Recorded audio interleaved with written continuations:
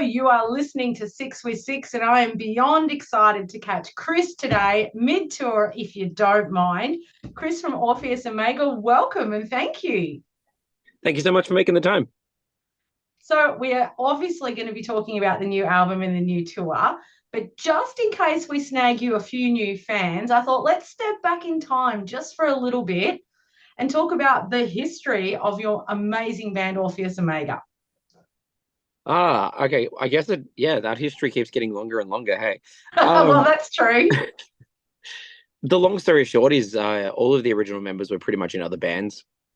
When we started out, I met Joao, our original guitarist, back when I was at uni, back at Latrobe, Bundoora. Yeah. For any of the locals in Melbourne who gone to Bundoora, it's a very social campus, so it's not too surprising that two metalheads skipped a fair few classes and started a band.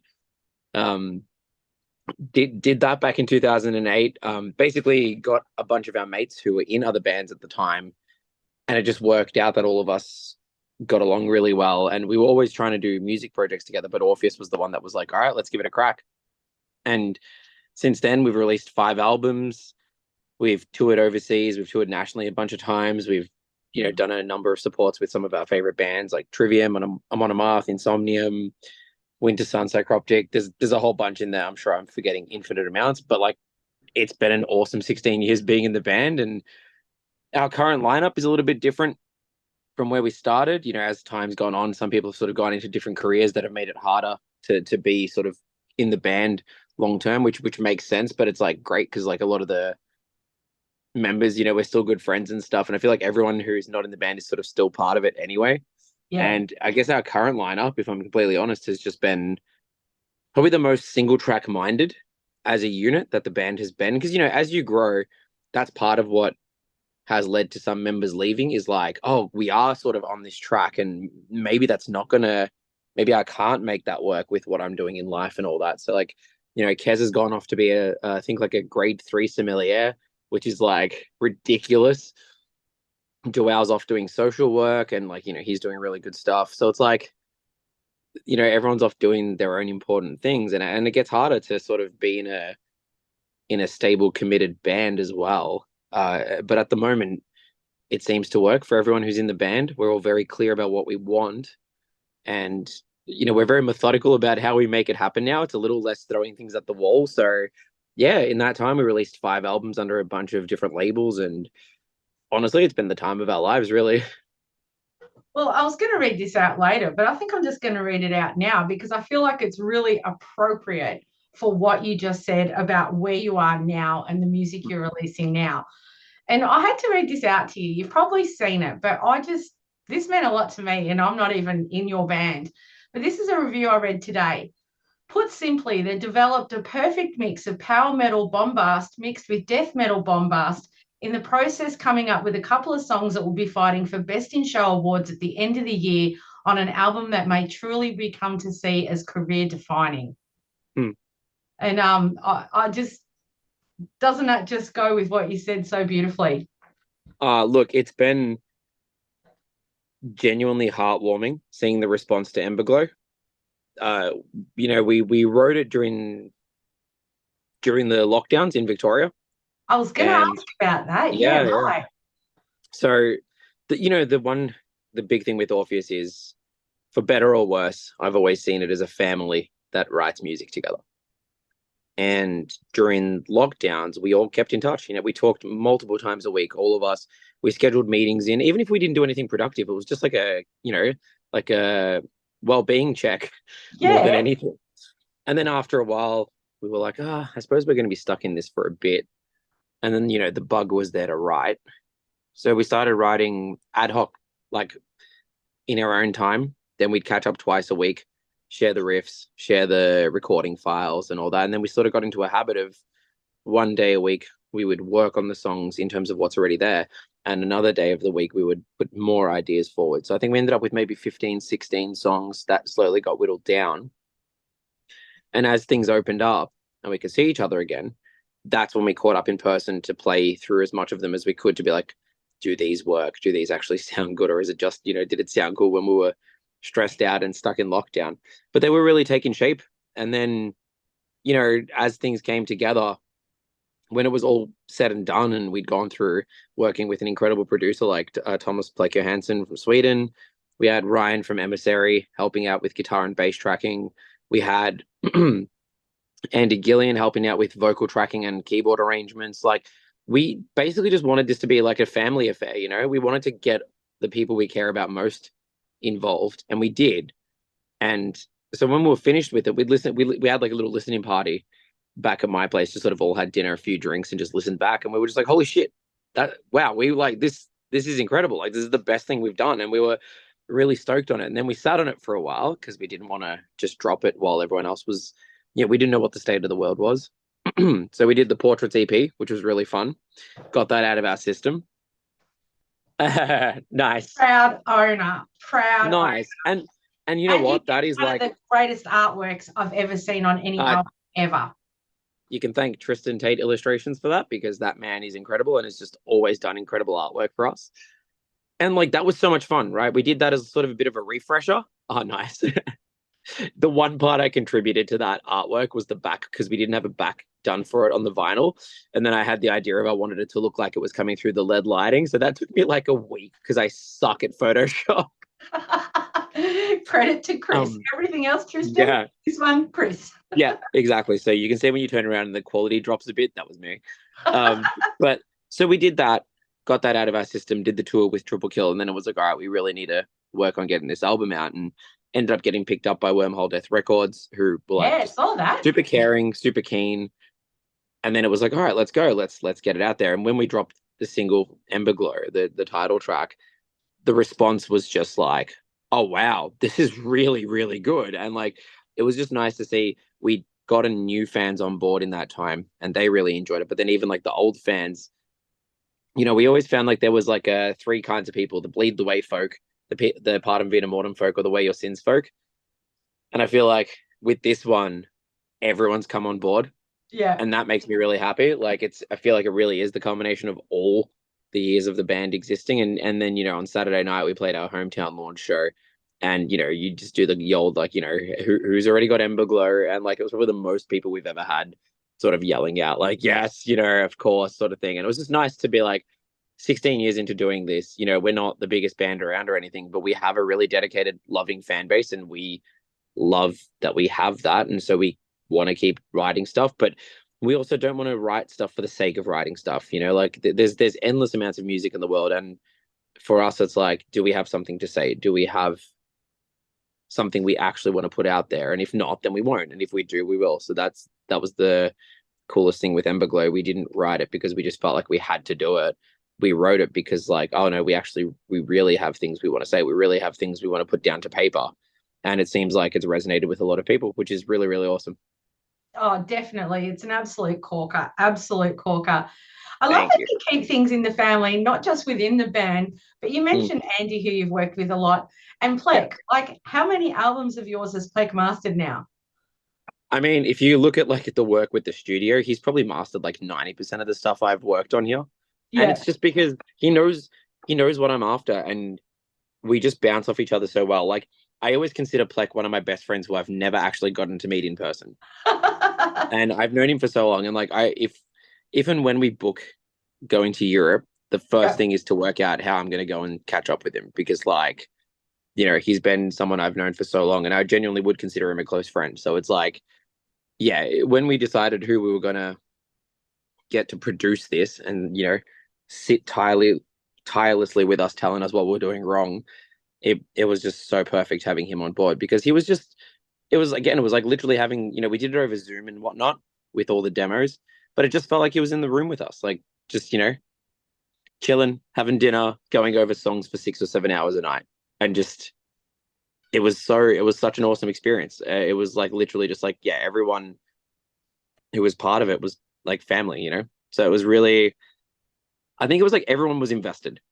And that's what I think that's what you need, and that's something I've learned from doing this as long as I have now, especially the last 5 years, sort of that just during that Where Your Sins period onwards, I've learned to become a better producer. And a lot of that is about being invested in the work, like really being invested, or not really doing it. Like, you can do the job, like it's work at the end of the day, but the difference between doing the job and doing a good job and being so invested in it is different, you know, like when you can enjoy the work you do and go, yeah, that's going to be really good. And I love that. That's such a good feeling. But the investment part of it, of like, oh, not only is this good, I really want this band to do well. Like, you know, and I feel like that's when you have everyone on board like that, it's really awesome.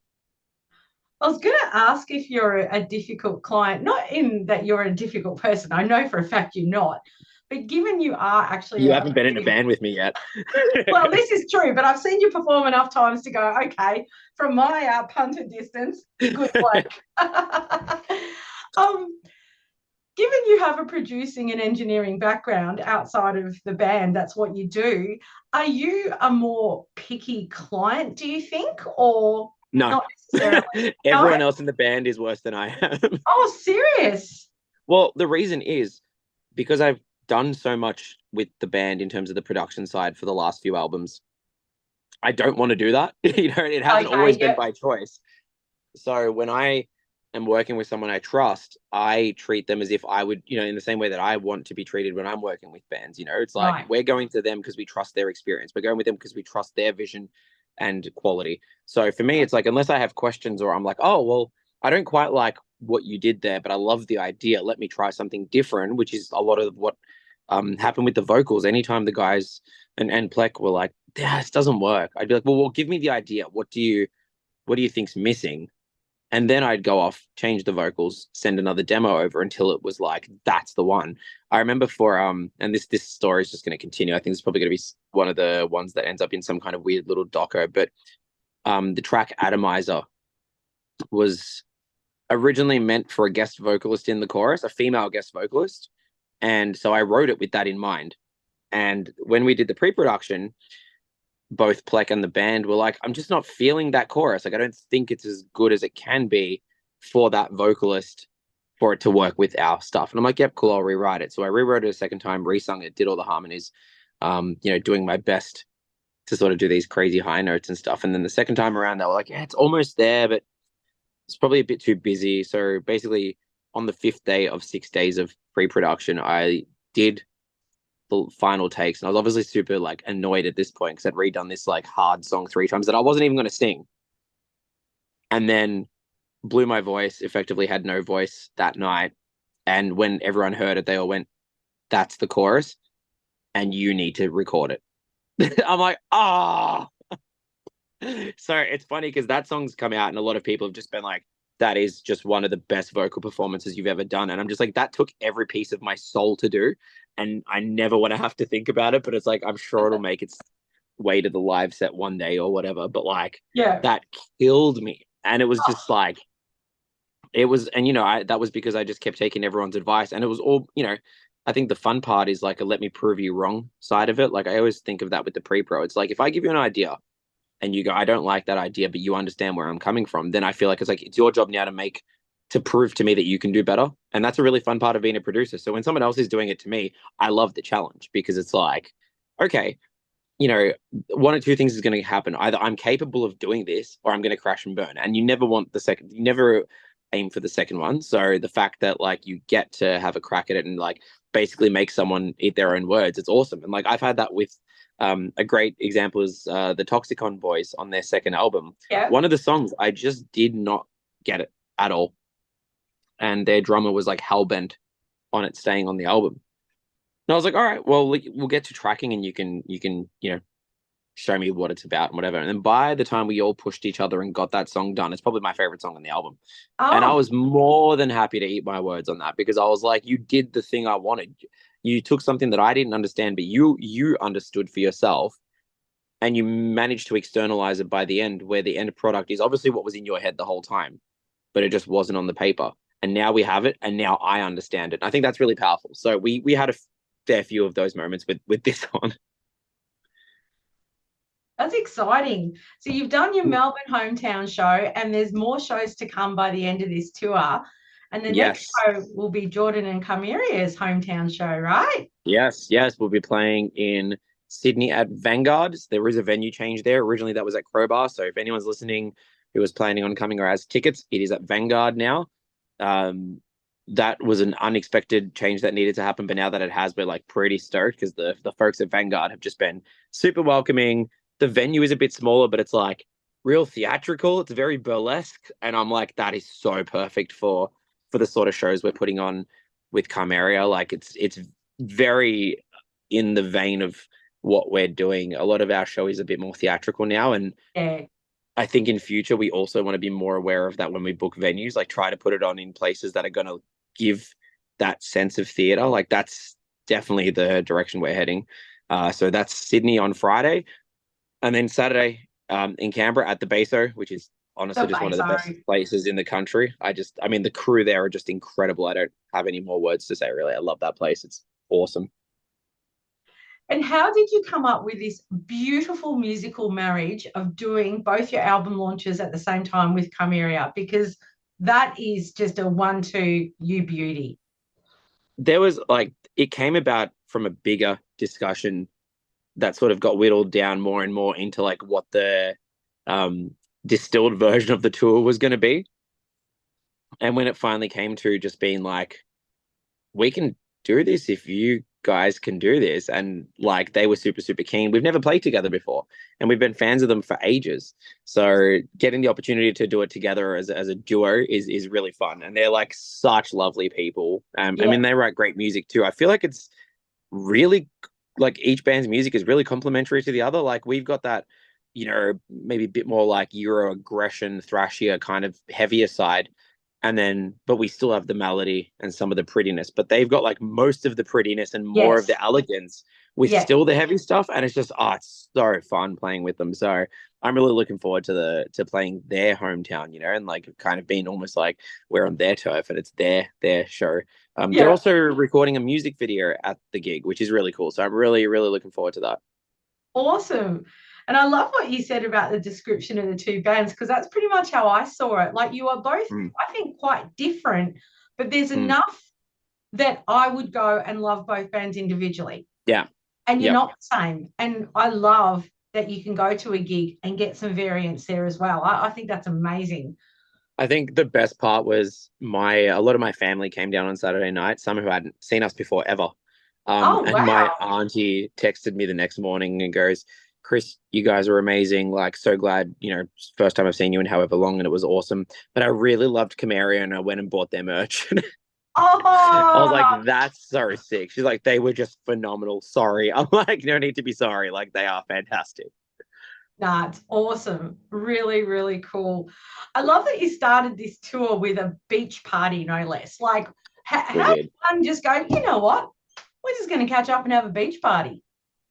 So I have to give massive thanks to the crew, Lisa and all the crew at Tall Boy and Moose. We've sort of Anthony from Triple Kill and Anchor has been sort of putting that together for a while because he's worked with them with Triple Kill in the past as well. And they did like a listening party for their last album there. And Yep. I've been there plenty of times to, eat and drink.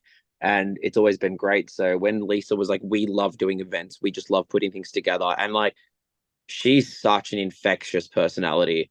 Like, the way she runs Tall Boy and Moose, like the way she organizes stuff is like sort of just like Anthony and I were just like, wow, that's how we approach it. It's like, is it fun?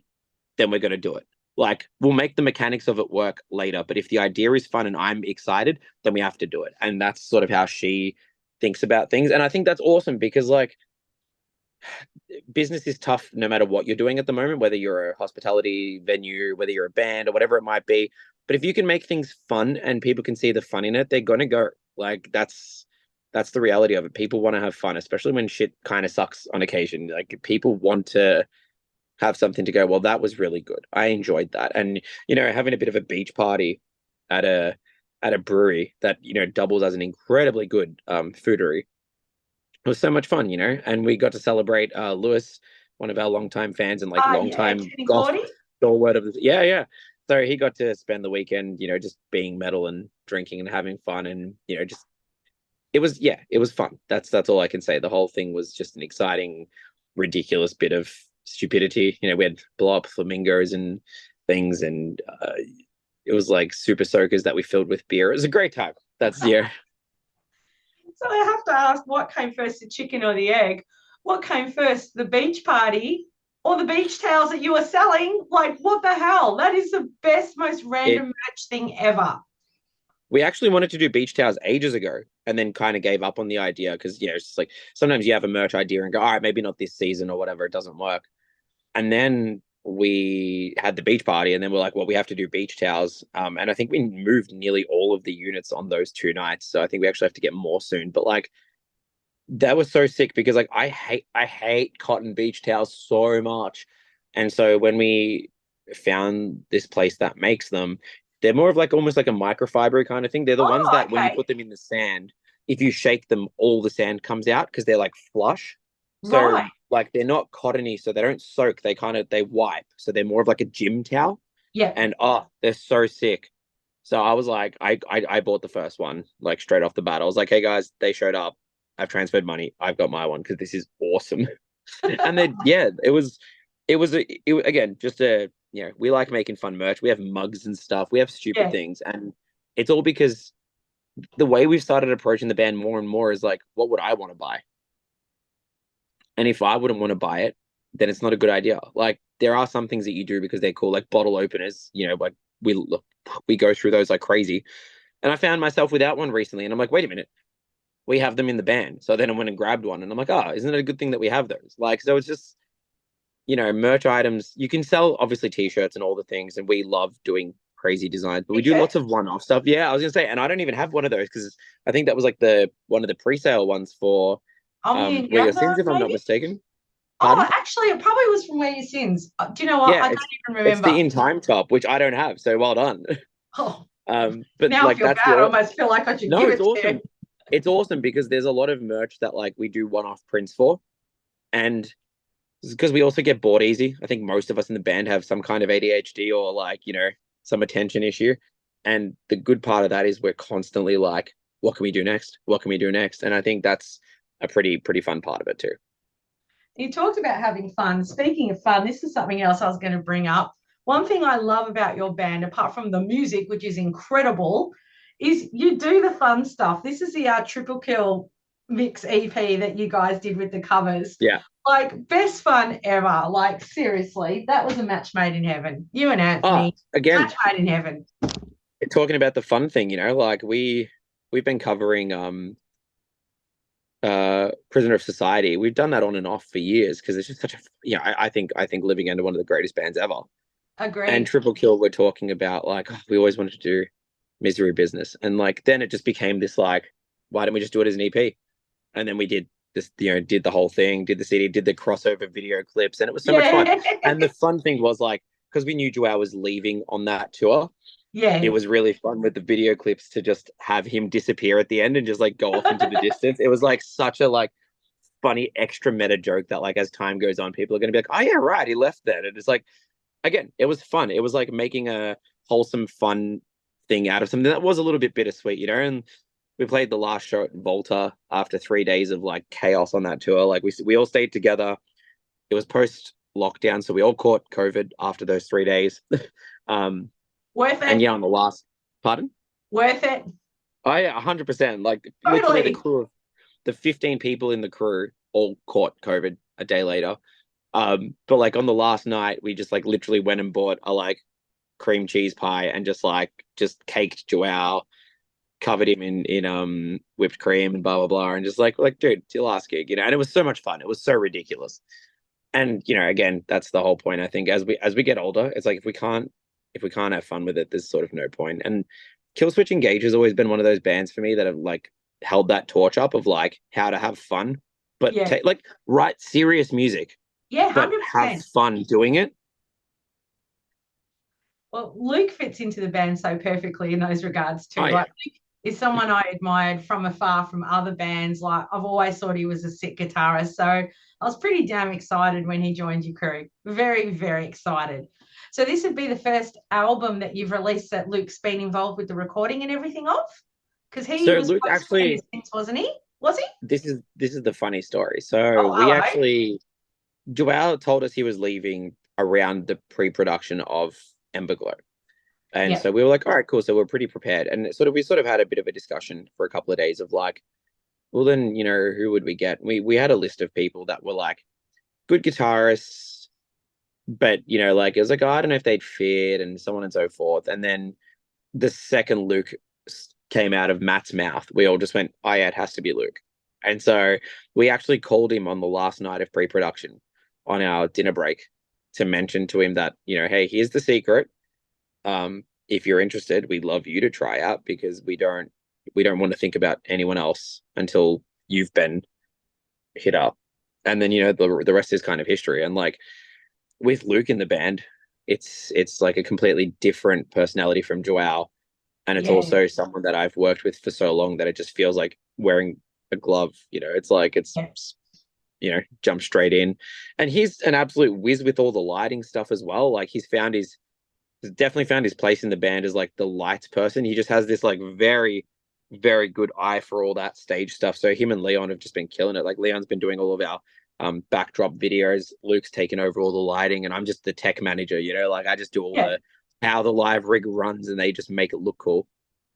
And so yeah, he came in right at the end of recording, and we actually got him to play the solo for Bound to Apathy, the last track on the album. So it was very Yeah. fitting that he got to play the solo for the last track on the album. So it was really, really, it was really Good. cool.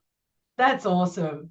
Mm. Now that's really exciting. So you've put out an absolute cracker. You've put your heart and soul into it. And I don't know, as a dumb punter, I do feel like your sound has very much evolved, even from where your sins. Would you feel Mm. the same way on this journey? Yeah, yeah, absolutely. And part of that is, we have Leon in the band now. He's such Yeah. a like he just loves music. I think probably more than any of us, if I'm honest. Like he Oh, really? just yeah, like I mean, we all love what we do, obviously, but I think Leon loves music more than anyone You can tell that when I he's know. performing. He's so into it, man. Yeah, oh, it's ridiculous. Like we always give him shit because we're like he's a Labrador, he's a puppy, like so sometimes I go up to him and be like, Leon, are you ready? Yeah, like and he's just so much energy, and we needed that. We needed Yeah. that in the time that, came. And I think because of that, it pushed me a lot more because I've never had someone be that intense about it, but like with so much positivity. And so I was like, I felt like I was falling behind by not writing. So then I was like, well, all right. Like, and again, that challenge thing, like having Leon in the band challenged me and the rest of us to sort of pull our thumbs out a bit. And then Luke joined, and then all of us, it's just like we all keep pushing each other. And like with any, I always say it's like being in a band's like being married to like four other people. And there's definitely times in there where it's like tough and you're like, okay, I don't know if I want to do this and whatnot, but then you just sort of remember that you're like, if I'm not doing this with these people, what else am I going to do? Like it's such a fulfilling thing. But when you do take it seriously and you do want to grow and, like you said, evolve and all that, there's growing pains, and there's like a lot of, you get a new member, then you're still trying to grow as a band, but you really want to invite that member in and keep that energy and positivity, but also not slow down while it's happening. And we've had that with Campbell. Campbell's joined the band, and it was like first three shows for him were like, "You want to come to Japan with us?" And like he just killed it. Like he just showed up, nailed it, and then it was just like, "Welcome to the band, dude." Like, and it's and because he's just such a bright, like driven individual as well, and his band Shadow of Nyx, he does a lot of the work in that, and he's sort of very much the overseer in that band. So him joining Orpheus was very seamless because he's already a very like, oh, I run a band, like I know how to do this, but also I don't have to run this. So you just tell me what to do and I'll do it. Give me the job. And like he's great with like, if he knows what he needs to do, he just gets it done. And it's been Yeah. awesome because it feels like he's been here forever. So like, we played the home show on Saturday night, and we've all played Max Watts before. We obviously got to Yeah. do it with Triple Kill a few times, now. And but we headlined it. Best, I would say it's probably the best show we've ever put on. And all of us were like high fiving, having a great time. And we just sort of realized like Campbell was having a moment to himself. He's like, I've never played Max Watts before. And it was like, oh yeah. And so he's just Yeah. like, yeah. And he's like, and I just got to play it for like one of the best shows ever. And like it's just, I'm taking a second. And I'm like, that is so cool. And it's like we get to have that with him. So it's really, really exciting. And yeah, it's been pretty nonstop. And hopefully at the end of the year we'll all hopefully go out for some, Korean barbecue after the tour's done and take a breather and Yeah. work out what's going on for next year. And that was this will have to be my last question because I think I'm going to run out of time, which I really don't want to do. But you talked That is about all good. Max I'm Watts. sure my lasagna needs to come out of the oven at some point. We'll Oh see. God, don't burn the lasagna, please. Oh I no, can't no, it's have fine. that on It's my fine. conscience. I've already got the t-shirt you don't You, have. I you cannot be responsible for other a than you squash take the dinner. top layer off, there's still three more good layers. It's fine. Just this year and just in the last few months, You've played Max Watts, which is iconic. I actually also agree that's an iconic venue. Oh, it's phenomenal. You did the last Hell on the Bay. We did. I really hope it comes back. I know it's meant to be the last one, but like, it would break my heart if it doesn't come back at some point. Yeah, totally agree. And you played at the compound, the Mad Max compound. Which, like I keep telling everyone, was one of the coolest freaking things ever. Again, I keep shouting them out because they deserve it and more.